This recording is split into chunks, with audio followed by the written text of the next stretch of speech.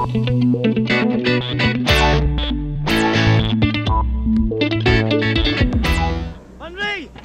Manray!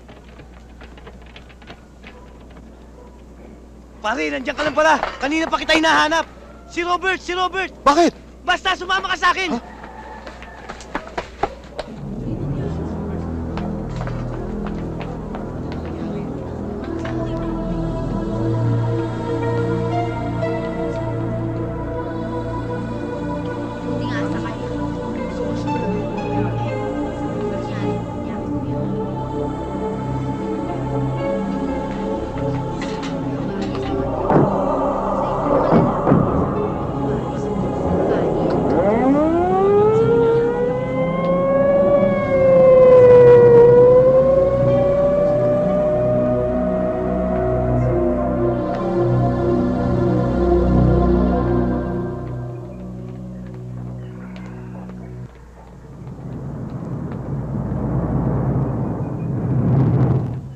Manray, confidential ito tungkol kay Robert. Hindi lang siya, marami pang iba. Isa na rin si Steve Kawili. Nangyari ito 5 years ago dun sa gym. Dalawang theories ang kumakalat.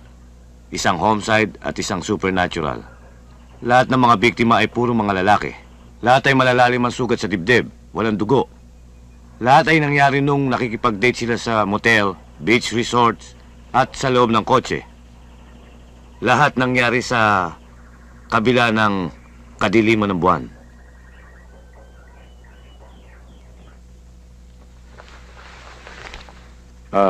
Identical? Yes, sir. Deep gashes and internal aorta muscles. Para bang ginawa na matatalas ng ngipin? Ganun din. Meron siyang tungkab sa second intercostal muscle. Ganun din sa puso, no? Ang entry point. Sa aorta, doon naman kinuha lahat ang dugo. Photo files ka ba? Yes, we have them. You can say that, kaya mag-ingat ka. You can say that again. 3 anyo ng buwan ang sumasagisag sa 3 anyo ng Diyosa. Una, paglaki ng buwan. Bagong liwanag, bagong buhay, bagong sibol. Sinasagisag ng paglaki ng buwan ang Birhen. Ikalawa, kabilugan, kaganapan. Ganap na liwanag, biyaya. Sinasagisag ng kabilugan yung ina. Ikatlo, pagdilim ng buwan. Paglambog, paglaganap ng anino, ang tago, ang lihim, ang misteryo. Sinasagisag ng pagdilim ng buwan yung hukluban. 2 ang pwedeng ibigay ng hukluban. Una, kamatayan.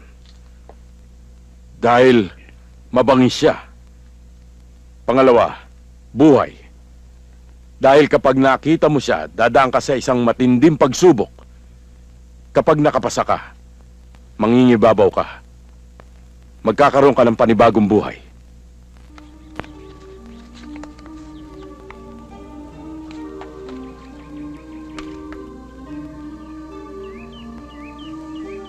Tuwing nananawagan para suriing mabuti ang iyong mga motibo. Para ba sa sarili mong kapakanan o para dominahin ang iba? Pagnanasa ba ang niloloob mo o ang kadalisayan ng budhi?